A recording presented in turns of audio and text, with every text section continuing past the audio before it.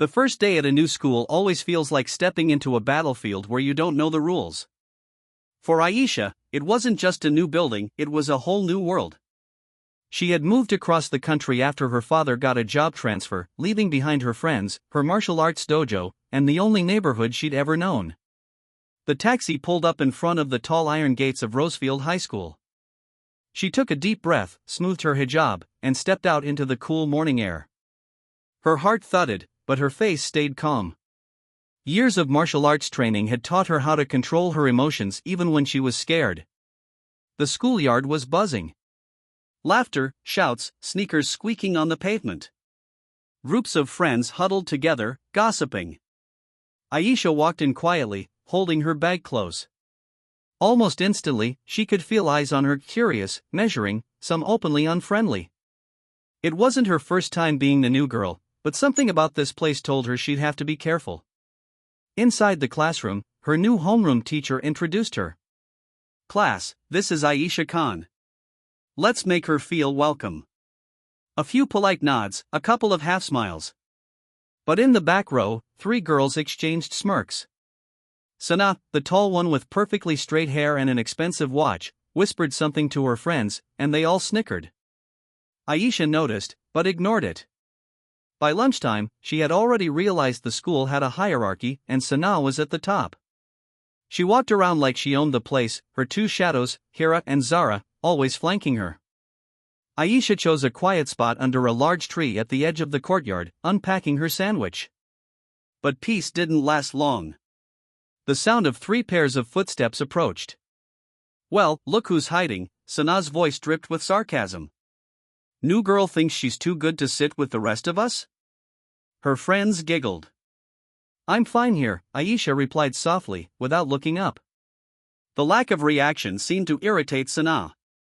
She took a step closer, leaning in so Aisha could smell her perfume. "I'm talking to you. When someone like me talks, you answer." Aisha kept her eyes on her food. That tiny act of defiance made Sana's jaw tighten. "Fine," she said, straightening up. Then, in a flash, she raised her hand, aiming a slap at Aisha's cheek. It happened so fast that everyone nearby gasped. But faster than Sana's hand, Aisha's arm shot up, her fingers wrapping around Sana's wrist like a steel trap. The motion was smooth, controlled, and unshakable. For a moment, Sana's smirk faltered. She tried to pull her hand back, but Aisha didn't let go immediately. She locked eyes with Sana, her voice low and calm, "Don't do that again." The air seemed to freeze. Then Aisha released her, and Sana stepped back, hiding her surprise behind an angry glare. "You'll regret that," Sana hissed before storming off with her friends. But the incident didn't end there. By the end of the day, whispers had spread like wildfire. The new girl caught Sana's hand. "She's some kind of fighter." Over the next week, Sana's behavior became more aggressive. In the hallway, she'd bump Aisha's shoulder.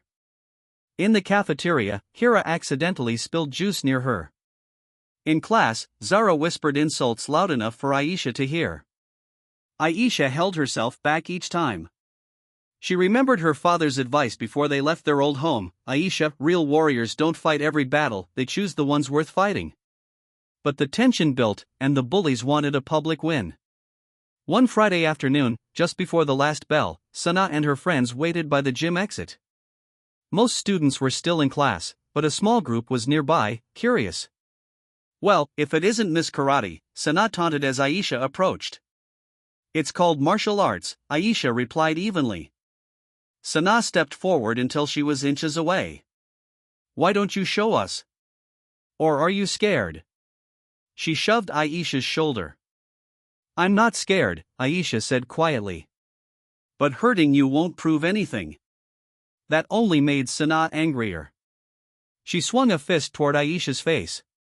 The next moment happened so quickly that the onlookers barely understood what they'd seen. Aisha sidestepped, grabbed Sana's arm, swept her leg out from under her, and gently guided her to the ground, stopping her just short of hitting her head. Then she stepped back, allowing Sana to get up. Sana's face flushed bright red. The crowd had seen everything. This wasn't just self-defense, it was a display of complete control.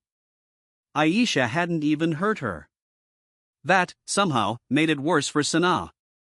After that day, something shifted. People started approaching Aisha not out of fear, but respect. A boy from her math class thanked her quietly for standing up to Sanaa, admitting he'd been a victim of her bullying before. A shy girl from the library started sitting with her at lunch. Slowly, Aisha began to feel less alone. Sanaa avoided her for weeks. But one afternoon, Aisha found her sitting alone behind the gym, crying quietly. For a moment, Aisha considered walking away. But instead, she sat down next to her. "What do you want?" Sanaa muttered, wiping her eyes. "Nothing," Aisha said. "I just know what it's like to feel like you have to be strong all the time. It's exhausting."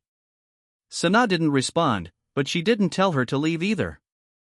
Aisha stood up and started to walk away, pausing only to say, "Strength isn't about making people fear you, it's about making them feel safe around you." By the end of the year, Sanaa's reign as the school's queen bee had ended. She was quieter, less quick to insult. Aisha had made friends, earned respect, and without realizing it, changed the school's atmosphere.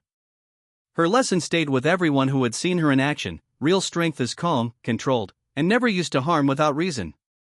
And for the first time since moving, Aisha truly felt like she belonged.